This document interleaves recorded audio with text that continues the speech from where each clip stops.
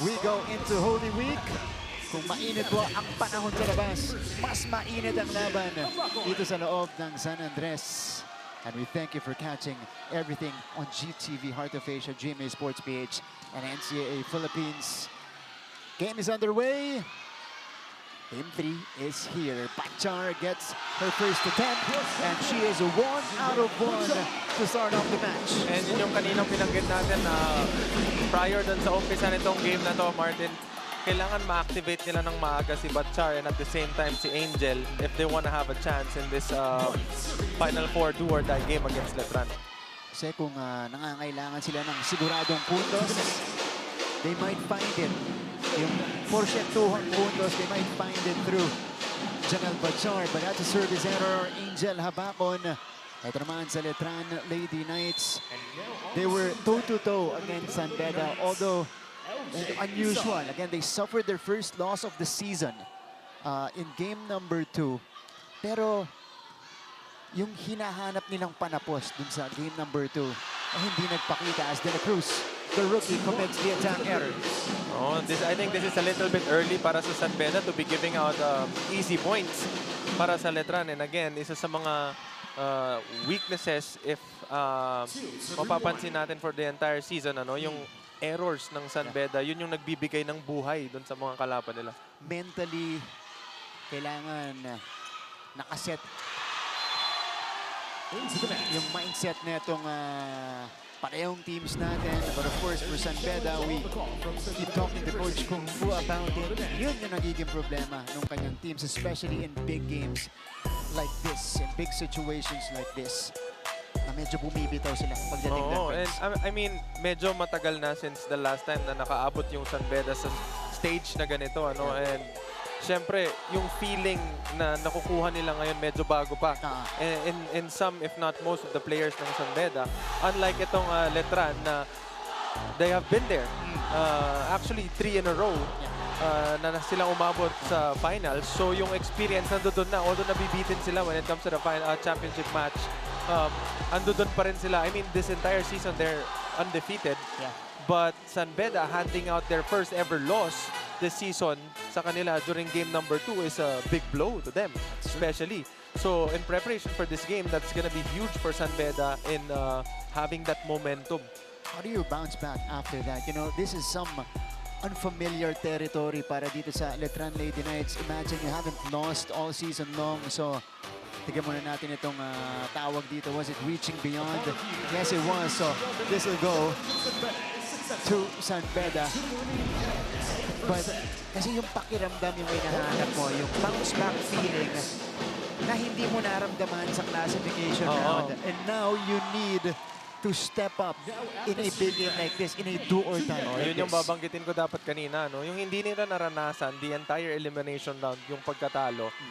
Paano mo ngayon i-face yun at this stage or at this time of the tournament? Kasi medyo papunta na to sa dulo.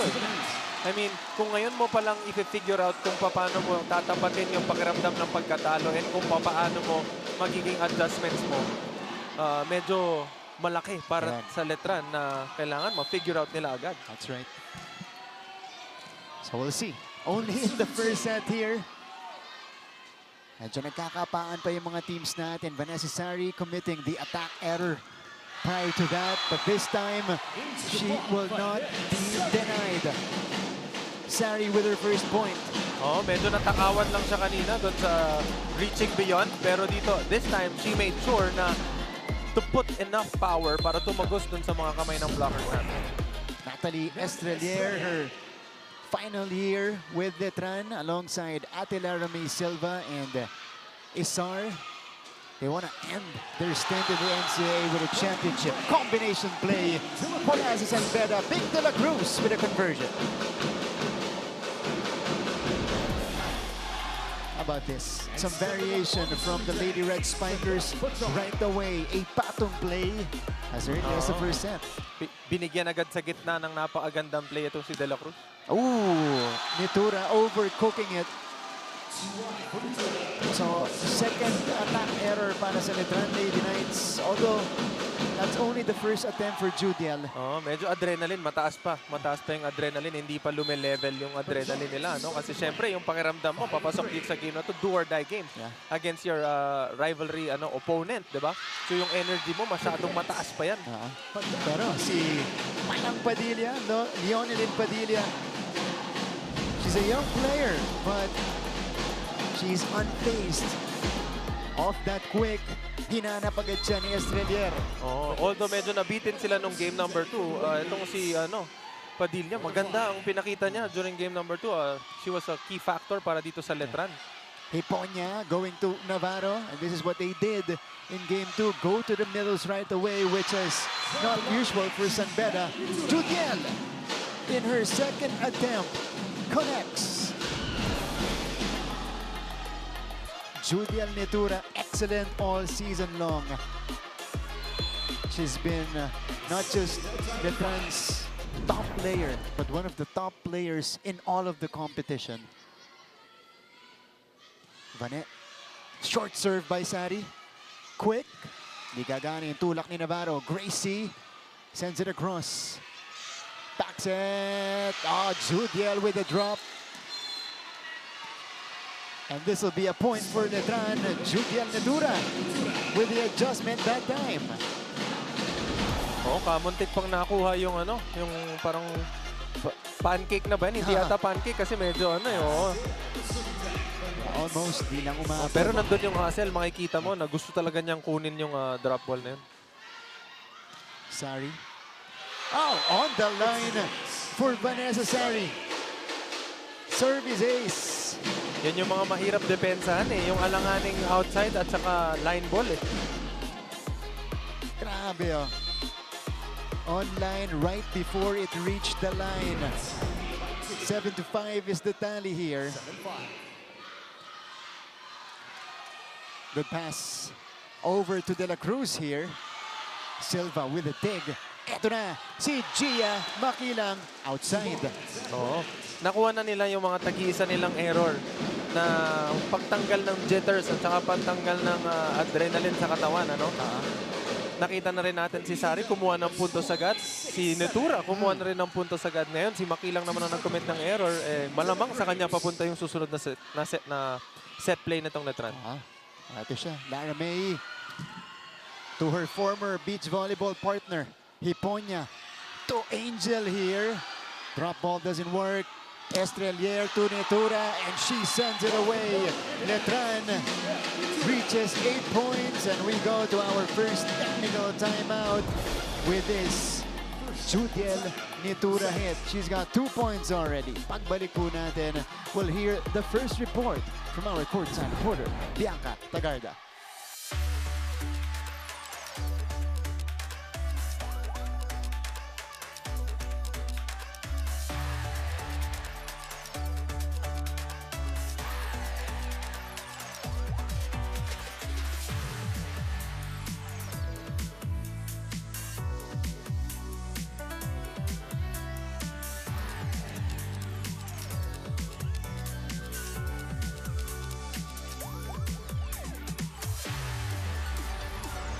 Welcome back mga kapuso. Nakatutok pa rin po kayo dito sa NCAA Season 101 Women's Volleyball Do or Die Semifinals dito sa San Andres Sports Complex. Mas okay na natalo kami. Ayan ang sabi ni graduating captain Lara May Silva on their first loss of the season. Para sa kanya, kailangan nila ang pagkatalo na yon para maging eye-opener for the rest of the games to come as they are eyeing for another finals appearance. Malungkot man dahil hindi nila natapos ng maayos, hindi pa naman daw tapos ang laban. And Lara is firm na makakabawi sila this time with the power of teamwork.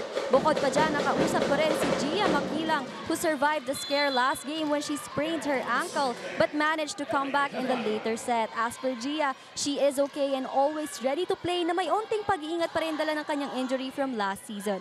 This first set, Gia's presence is a proof that no injury could stop her from playing for her team. Martin and Prince? Maraming salamat, Bianca Tagarda. Gia has battled multiple injuries this year. From that knee injury, napunta sa abdominal injury, and a minor ankle injury in game number 2.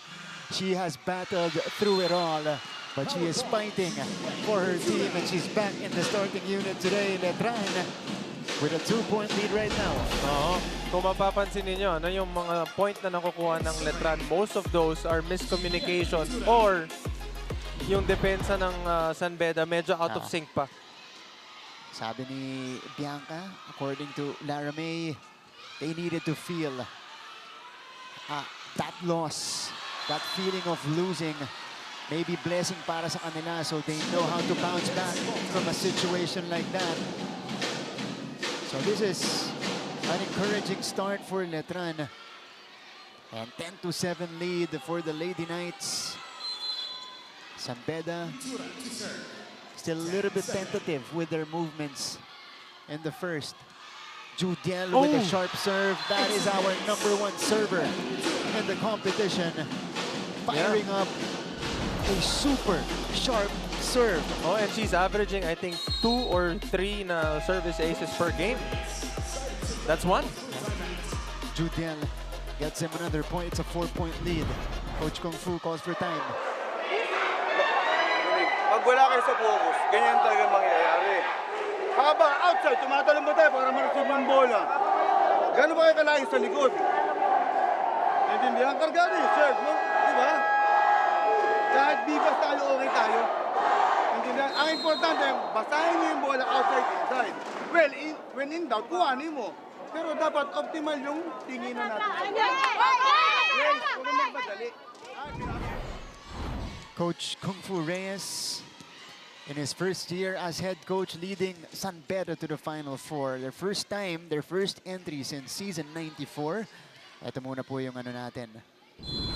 Run ng Letran. 11-7, Ventura to start the play. Massive run already by the Letran Lady Knights. Oh, Angel. The rejection coming from the Lady Knights. They deny Angel Habacon right here. It went through Estrelier. Yeah. Oh, maganda sana yung pagkakakuha ni Angel nung check ball doon, ano? Pero hindi yata napansin ito ni Campos na lalabas na. 8-12. And the moment, speaking of yung service kanina ni ni Ventura, the moment na binawasan niya yung karga ng serve niya, nabitin siya.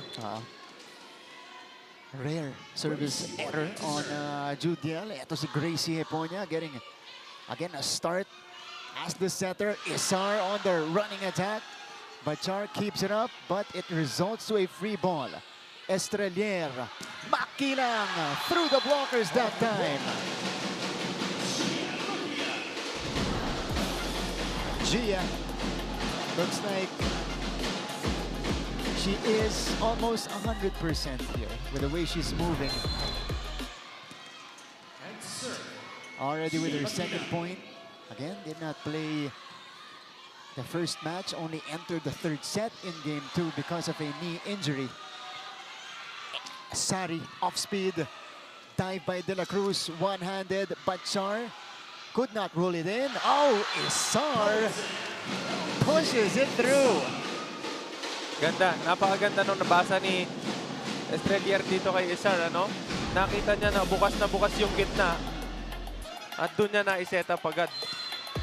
One of the 3 graduating players ng Letran, si Jade Isar, comes up with a point. Again, Letran being the #1 serving team in the league, really making life difficult for San Beda, especially on the first balls. It is now a 7-point advantage for last year's finalists. Look at Nat here, playing it smart in front of the net. 15-8. Gia on line, targeting that corner pocket, and Letran doubles up on San Beda. 16-8.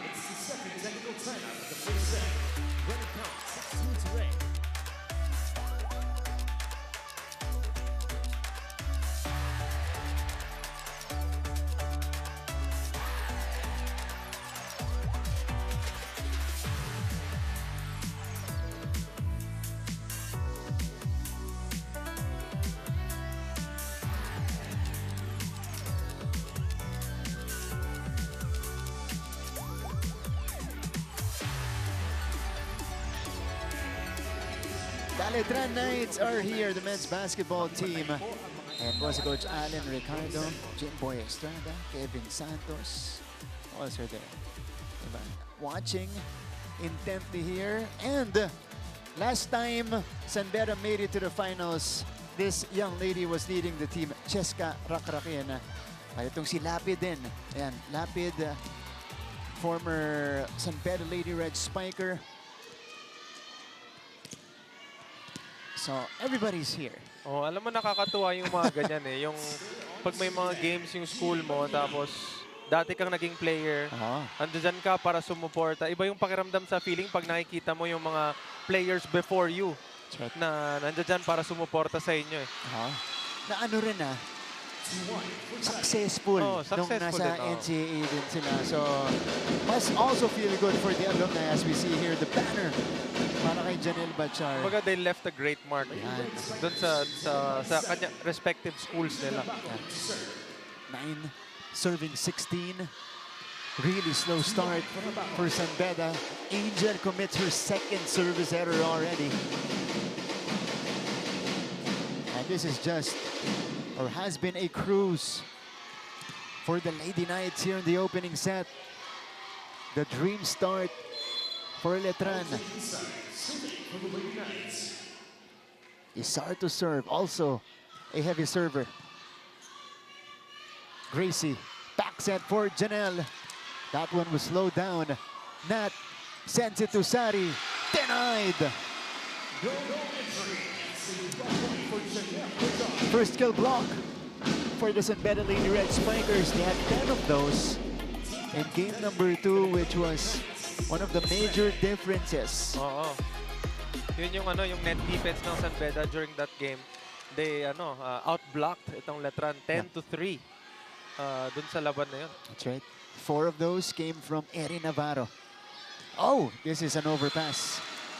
Or this is, too strong on the dig. 11-17, good sized crowd, as expected. When these two teams, these two schools play, the rivalry has spilled over here in the women's volleyball competition. 11-17, Caballero. Too strong, it's the errors hurting San Beda big time. Kay Caballero commits it. Eri Navarro is back in front. Estrelier to serve. So it's a full front line as well for Letran with Sari, Nitura, and Palang Padilla. Quick attack. Popped up. Judiel with a swing. Bachar's turn. Nat over to Sari this time. Kinaliwa. Masyadong dikit sa net. Bachar will try again. Too strong and too sharp on the cross court. Oo.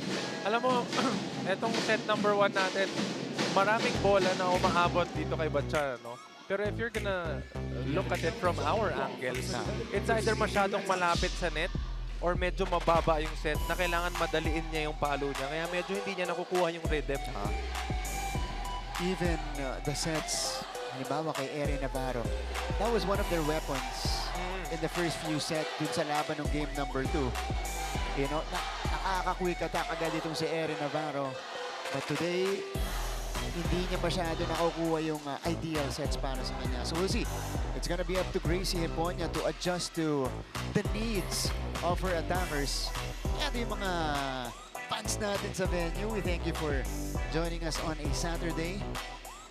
Oo. Siyempre, hindi lang doon sa mga fans natin dito sa venue. Yung mga nanonood din sa mga bahay-bahay nila. Ano? Batiin na natin pati yung mga former players nitong San Beda before. Former Red Spikers na si Rocky Onrade, Ray Africa, and siyempre kay Kuya Jazar at saka Ate Aisha. Binabati ko po kayo. Coach Yuri din. Coach Yurs. Oo, Coach Yurs. Binabati ka namin. Thank you. One of the biggest supporters itong women's and volleyball last game, team. Coach Yuri and the men's basketball team was there to support. Was here to support. So, we'll see. 18-11 here in the first set. Lengthy review. on And I this think- challenge. And I think yun yata yung nakita nitong Niapo Challenge. Kasi yung men's basketball team ng San Beda nandoon para sumuporta. Kailangan pakita rin natin Ayan. yung support natin. No? May Pati presensya. doon may rivalry pa rin. Oo. Parang naano sila dun Meron. Ever so slightly. Yeah. Katiting. Napakatiting ng touch na yun sa Yeah. net. So challenge unsuccessful. Chamberlain Cuñada, former beach volley champion, watching alongside our three gentlemen below. The legend. The legends, Boss Vic, si Manong, tsaka si Boss Leds. Yan, si Time ano out yan, muna tayo. si Boss Leds yan, si The Legend. Yun. Oh, The Legend. Binabati namin kayo. Long 5 across court. There's only one player. Remember the open comfort tips there, not line. Bashar jumping against you. Or Judy has the ball.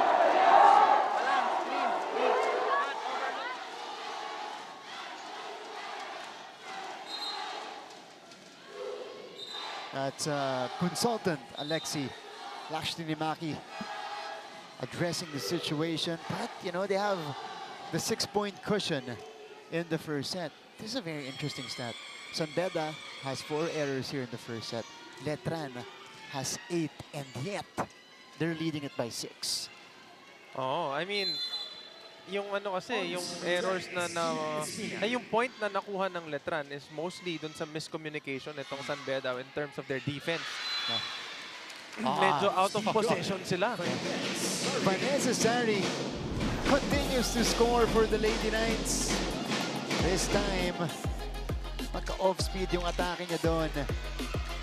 Going through the blockers of the Lady Red Spikers. So now, she will serve.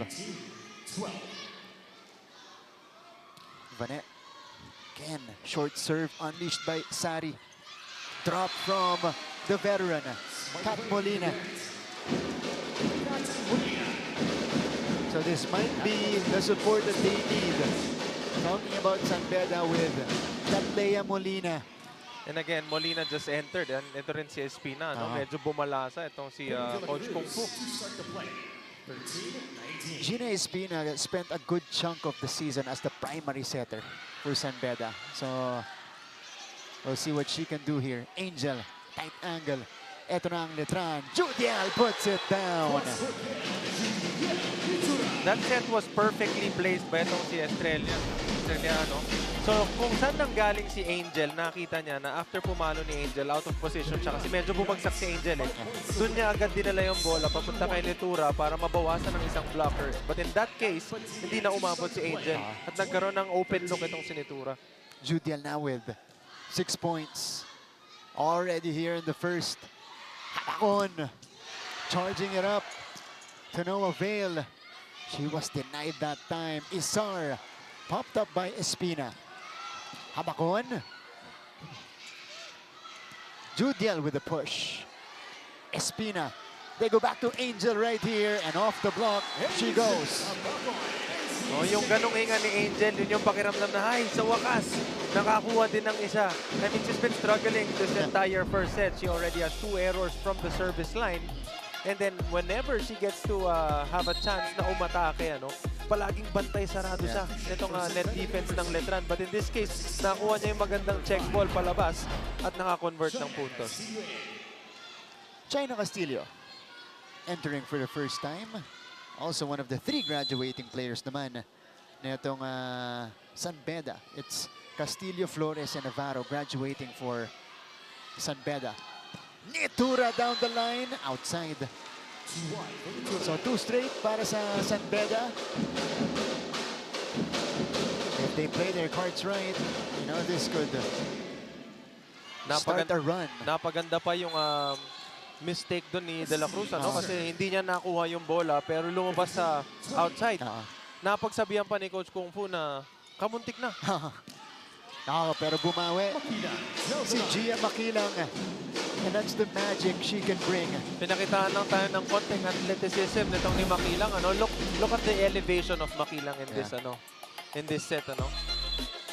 lagpas yung ano eh, lagpas yung ulo niya sa net eh. Ah. Kaya yung follow niya over the hands of the blockers. And what a return to the starting lineup for Gia, already with 4 points. Eto siya, nakabuelo. Take note, natapilok yan last game. Habakon rises. It bounced back to their side. Espina choosing Molina this time. She gets rejected at the net. Letran with yet another kill block. Letran shutting the door on these Sandera attacks. That time it went through the smaller blocker in Gia Makilang.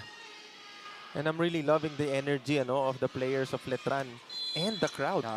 Kasi makikita mo kung gaano ka-involved yung crowd and yung players, even the ones in the bench, kung gaano sila ka-involved whenever they score a point.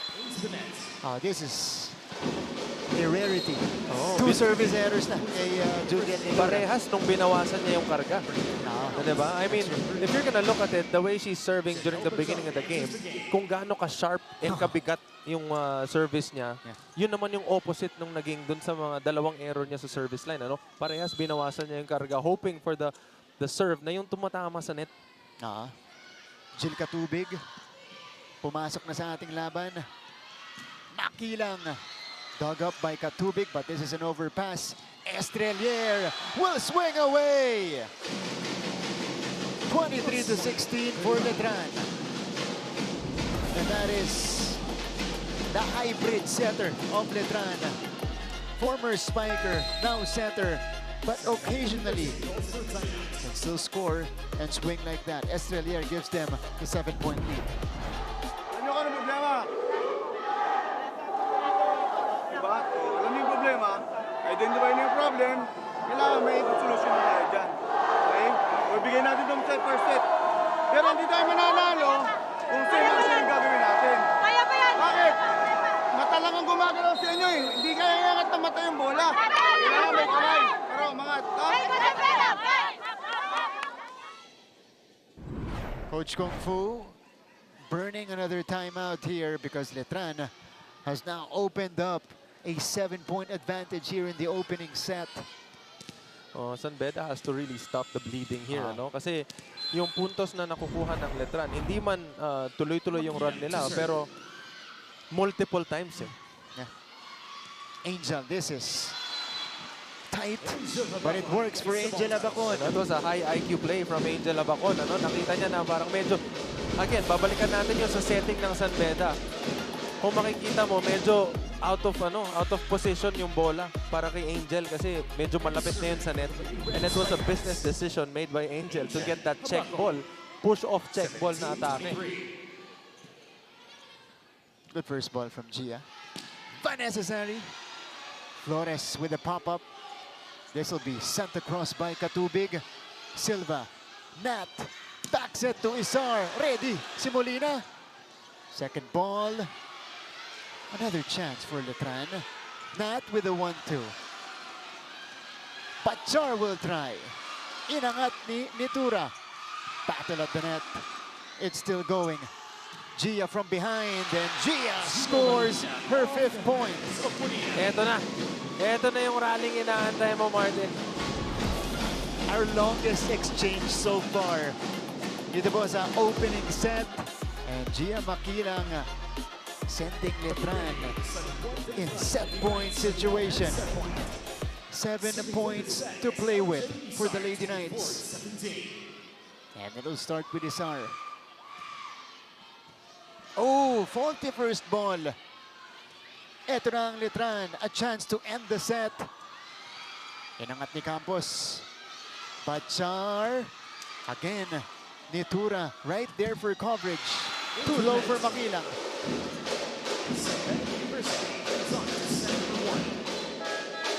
1 point shaved off by San Beda. And double substitution from Coach Mayet. As we see this attack error from Gia. Tumayao is now in the ball game. Now the center alongside Colendra. Netura and Estrelier getting those important minutes of rest That's right. para bago umabot dun sa second set natin. Medyo fresh sila. Yan. 24-18, Caballero will begin and will commit the service error. And that's all she wrote in set number 1. A comfortable win for the Letran Lady Knights, 25-18. We'll be back for set 2.